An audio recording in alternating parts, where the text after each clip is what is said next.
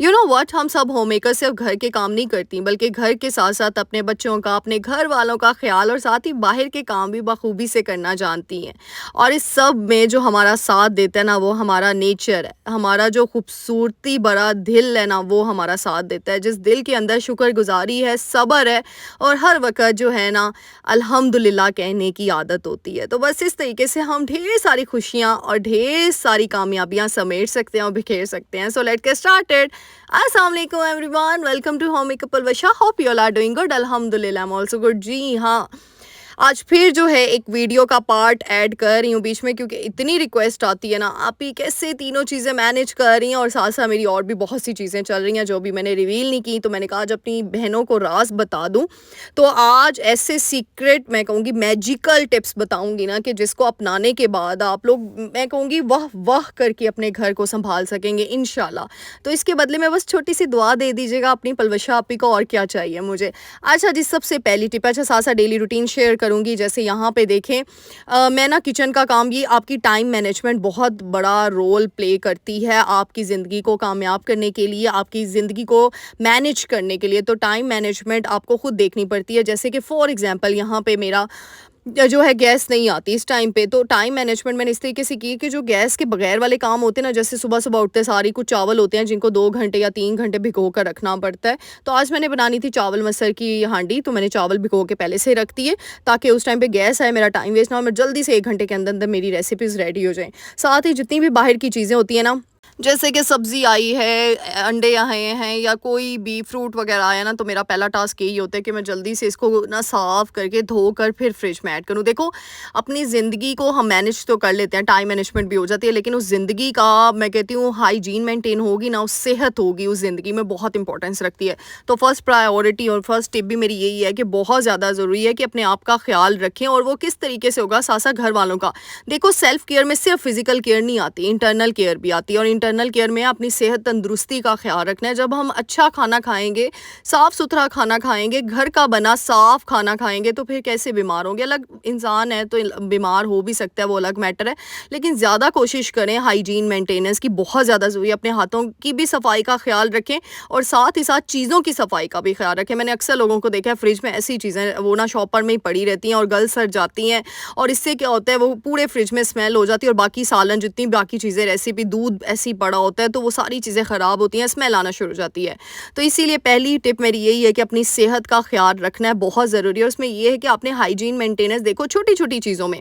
और किचन एक ऐसी चीज़ है ना कि इसका अगर आप सफाई मेंटेन नहीं रखेंगे ना, तो चींटियाँ आ जाएंगी। मुझे बड़ी रिक्वेस्ट आती है, पलवशापी हमारे जो है किचन में चींटियाँ आ गई हैं, ये आ गया। तो वो इसीलिए आती हैं क्योंकि हम देखो चूल्हे के नीचे तक सफाई नहीं करते और वहाँ पे ज़रे पड़े होते हैं। एक भी ज़रा, एक भी मीठा, एक भी रोटी का टुकड़ा अगर कहीं ना कहीं पड़ा रह गया ना, तो चींटियों ने अगर किचन का आपका रुख कर लिया, तो फिर आपको बड़ी मुश्किल होगी चींटियों से जान छुड़ाने के लिए। और इस तरीके से क्या होगा, बिल्कुल भी आपकी सेहत जो है वो मेंटेन नहीं हो पाएगी, तंदुरुस्ती नहीं हो पाएगी। बट मेरी दुआ है अल्लाह ताला हम सबको सेहत तंदुरुस्ती वाली ज़िंदगी अता करे, आमीन। अच्छा, यहाँ पे एक छोटी सी टिप दूंगी, जैसे कुछ स्मार्ट, और मेरी नेक्स्ट टिप भी यही है कि स्मार्ट वर्क करने की कोशिश किया करें।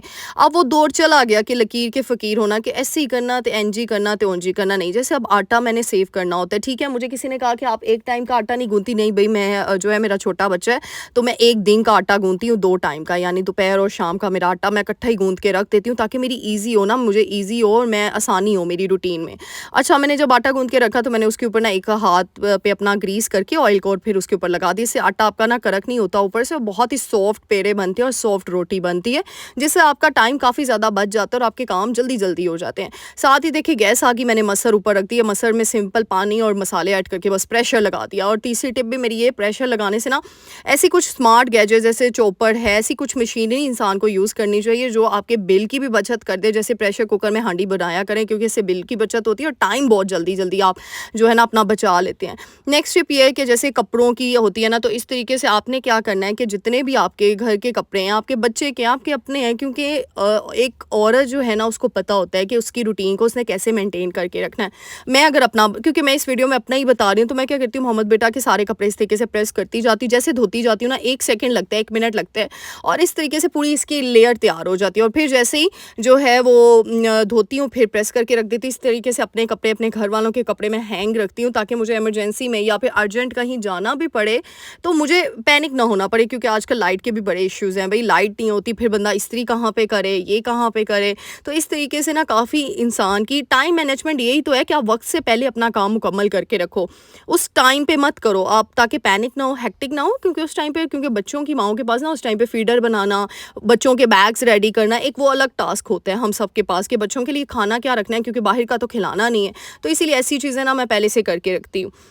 अच्छा जी, नेक्स्ट टिप मेरी ये है, जैसे कि अब ये छोटी सी टिप है लेकिन इसके साथ एक बहुत बड़ी टिप का ज़िक्र करूँगी कि आपकी ज़िंदगी में जब तक जो है मेंटल पीस नहीं होगा ना, तब तक आप कुछ भी नहीं कर सकते, यकीन करें। अच्छा, यहाँ पे देखिए किचन में जितने बर्तन होते हैं, अब नाश्ते के बर्तन मैंने इकट्ठे किए, इस दफ़ा ज़्यादा ही हो गए थे नाश्ते के बर्तन, क्योंकि ना नाश्ते के बाद मैंने हांडी पकाना शुरू कर दी थी, तो थोड़े से बर्तन और हो गए। मैंने कहा एक ही दफ़ा अब धोऊँगी, पहले मैं ये काम कर लूँ। अब यहाँ पे मैंने क्यों वेट किया, अब ज़रूरी नहीं कि इतने से बर्तन हुए तो मैं साथ ही धोना शुरू कर दूँ, नहीं, मैंने अपने आप को भी देखना है। तो क्योंकि मैंने चूल्हा ऑन कर लिया था और चूल्हा ऑन की वजह से मैं पंखा नहीं ऑन कर सकती थी, मेरे किचन में फ़ैन है, तो मैंने वेट किया, मैंने बर्तन सिंक में ऐड कर दिया, मैंने बाकी सारी किचन की सफाई कर ली। मैंने कहा भाई नहीं, इस गर्मी में मैं जलूंगी सरूंगी नहीं, मैं क्या करूंगी, अंदर चली जाऊंगी। तब तक मैंने अपने कपड़ों का काम, अपने बाकी काम समेट लिए और फिर मैंने पंखा, यहाँ पे मसर जो है वो मेरे हो गए थे कंप्लीट।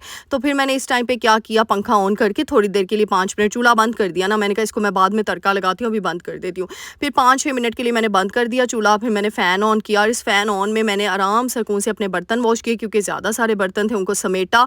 बर्तन मैं फ़ौरन नहीं समेटती, उनको थोड़ा ड्राई होने देती हूँ, क्योंकि उसके अंदर ना, बर्तनों के अंदर वो शाइन ख़त्म हो जाती है और वो एक अजीब सी लेयर बन जाती है अगर आप ऐसे गीले गीले संभाल देते हो, और स्मेल भी आती है। तो इसीलिए उनको थोड़ा सा मैं खुश्क होने देती हूँ उसी में टोकरी में, और उसके बाद जैसे वो हो जाए तो फिर साथ ही मैं उनको संभाल लेती हूँ। तो यहाँ पे मैं बोल रही थी मेंटल पीस। देखो, मेंटल पीस बहुत ज़्यादा ज़रूरी है, आपका ज़हनी सुकून। मैंने उसे एक वीडियो रील लगाई थी इंस्टाग्राम पे। अच्छा, मुझसे बहुत से लोग पूछ रहे थे आप ही, आपका इंस्टाग्राम का क्या अकाउंट है? तो वहाँ है पलवशा लाइफस्टाइल।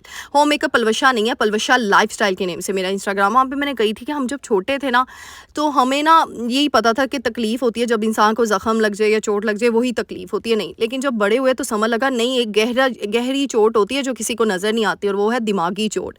जो अगला इंसान आपको, आपके इमोशंस को हर्ट करके आपके दिमाग की गेम जो है ना आपके साथ खेल रहा होता है, और आपके दिमाग को हिट करता है, उसको टॉर्चर करता है, ताकि आपका मेंटल पीस उड़े और आप कुछ भी करने के काबिल ना हो। तो इसीलिए मेंटल पीस को अपने हाथ में रखें, अपने दिमाग को कंट्रोलर खुद को बनाएं, ना कि किसी और को। दुनिया में जो मर्जी हो जाए, जितनी मर्जी तकलीफें आ जाए, आपने अपने दिमाग का कंट्रोल किसी के हाथ में नहीं देना। अब आप कहेंगे आप ही ये कैसे हो सकता है? ऐसे ही होता है ना, इंसान बेबस हो जाता है, कुछ करने को सोचने के काबिल नहीं होता। ये लोग छोड़ते ही नहीं है ऐसा, ठीक है, क्योंकि वो ऐसे हर्ट करते हैं ना आपको, आपकी दुखती रग को ऐसे पकड़ते हैं ना कि आप सोच नहीं सकते आप लोग, बल्कि आप अपने काम से, अपने रास्ते से हट जाते हो। और उनका मकसद भी यही होता है कि आपको अपने कामों से रोकना। लेकिन ये तभी होगा जब आप के साथ आप अपना साथ अल्लाह के साथ कनेक्टेड रखेंगे, जब आप अल्लाह की रस्सी को मजबूती से थामे रखेंगे, तभी होगा। मैं हमेशा कहती हूँ इंसान जितना मर्जी कुछ कर ले, लेकिन जब तक वो अल्लाह के साथ कनेक्टेड है ना, अपने ज़मीर को झंझोड़ के वो मतलब कर रहा है, तब तक उसके साथ कुछ भी बुरा नहीं हो सकता, जब तक वो खुद ना चाहे। क्योंकि हम इंसान है ना, ख़ताकार हैं, ज़रा हमारा जो यकीन है वो डगमगाता है। क्योंकि अल्लाह के ऊपर जो है ना, एक चीज़ आपने पुख्ता यकीन ज़रूर रखना है, बस चाहे जो मर्जी हो जाए, हमारा रब जो है ना हमारे साथ हमेशा अच्छा ही करेगा इंशाल्लाह, और अच्छा कर रहा है। अगर वक्ती तौर पे आजमाइश आई है ना, तो ये टेम्परेरी है, कुछ देर की है बस, चाहे वो 1 महीने की हो सकती है, 1 साल की भी हद।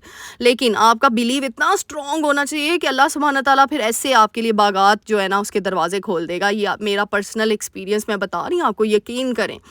मेरे रोंगटे खड़े हो जाते हैं जब मैं ये सोचती हूँ, जब मैं ये बात कर रही होती हूँ ना आपसे, कि मेरे रब ने मुझे इतना नवाजा है, मैं आपको बता नहीं सकती। मैं भी बड़ा डगमगाई थी कि पता नहीं क्या होगा, कैसे होगा, किस तरीके से होगा। वो कहते हैं ना, अल्लाह सुब्हान ताला अपने बंदों को देख रहे होते हैं कि कौन है जो इतनी आजमाइशों के बाद भी अपने रब को पुकारेगा। और यकीन करें, जब आप तकलीफ़ में होकर अपने रब को पुकारते हैं ना, तो वो ज़रूर सुनता है। आप यहाँ से अंदाज़ा लगा लें, हम ज़रा सी तकलीफ़ में हो ना, हमारी माँ को हमारी माँ बाप जितने मर्जी गुस्से में हो, लेकिन ज़रा सी तकलीफ़ आ जाती है ना, तो माँ सारा गुस्सा भूल जाती है। तो वो तो 70,000 माँओं से ज़्यादा मोहब्बत रखता है बेशक।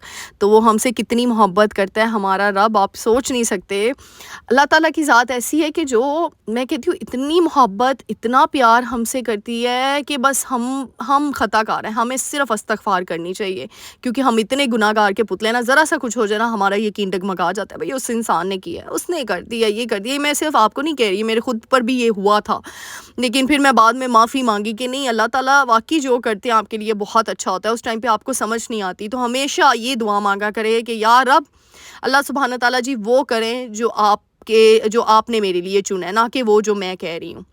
मैं हमेशा अपने रब से यही दुआ करती हूँ कि या अल्लाह मुझे उस चीज़ से नवाज़ना जो तू चाहता है, जिसमें तेरी खुशी है, ना कि मेरी खुशी है। क्योंकि जिसमें मेरी खुशी है मुझे नहीं पता वो मेरे हक़ में बेहतर है कि बेहतरीन है, क्योंकि इंसान है ना, हमें क्या पता। लेकिन तकदीर लिखने वाले को तो पता है ना कि हमारी तकदीर में क्या बेहतर है और क्या अच्छा है।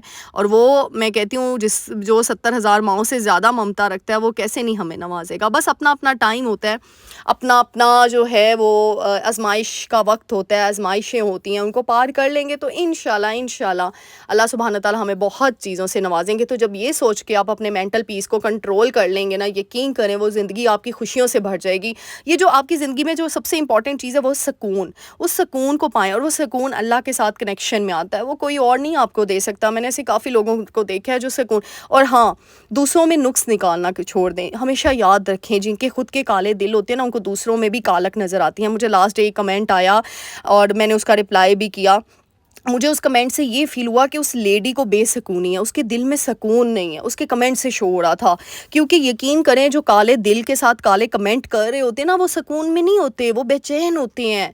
वो मतलब अपनी बुराई को दूसरों में वो डाल कर ना खुश होना चाहते हैं, बस उनको खुशी का मौका चाहिए, तो वो अपनी बुराइयाँ अपने कीड़े जो उनके अंदर होते हैं, वो दूसरों में डाल के ना बड़ा खुश हो रहे होते हैं, लेकिन टिल द एंड उनका अंजाम बहुत बुरा होता है और उन्होंने अपने लिए एक गड्ढा तैयार किया होता है। बस अल्लाह ताला से हमेशा सुकून मांगे, अपना एक खालिस दिल मांगे, जिस दिल में कोई नेगेटिविटी ना हो, कि आप किसी को भी देखें ना तो आप उसमें से पॉजिटिव चीज़ें ही पिक कर सकें, नेगेटिविटी नुक्स ना निकाल सके। खुद सोचो, जब आप अल्लाह की मखलूक से जो है नुक्स निकालोगे तो फिर आपके अंदर कितने नुक्स पैदा हो जाएंगे, ये सोच लेना एक बात, बस इस चीज़ में है।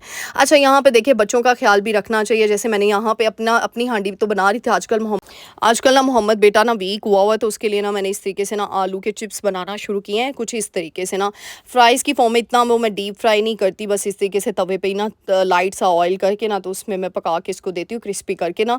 तो इसको मैं इंट्रोड्यूस करवा रही हूँ, अल्लाह करे ये खा ले। आप लोगों ने बहुत प्यारे प्यारे सजेशन दिए, थैंक यू सो मच आप सबका। मोहम्मद बेटा को इतना प्यार, इतनी दुआएं आप सब देते हो, बहुत बहुत शुक्रिया। तो अब क्या करना है, जल्दी से जाएँ, चैनल को लाइक कर दें, शेयर कर दें, कमेंट कर दें और सब्सक्राइब का बटन क्लिक करके जाना है, क्योंकि आप लोग सब्सक्राइब नहीं करते ना, यकीन करें थोड़ा सा दुख होता है कि बंदा इतनी मेहनत करने के बाद भी जो है वीडियो कुछ लोग देख लेते हैं और सब्सक्राइब नहीं करते। तो इसीलिए सब्सक्राइब करके जाइएगा और प्यारी प्यारी दुआएं देकर जाइएगा। आप सबका बहुत ज़्यादा शुक्रिया जो इतनी प्यारी दुआओं से जो है ना नवाजते हैं।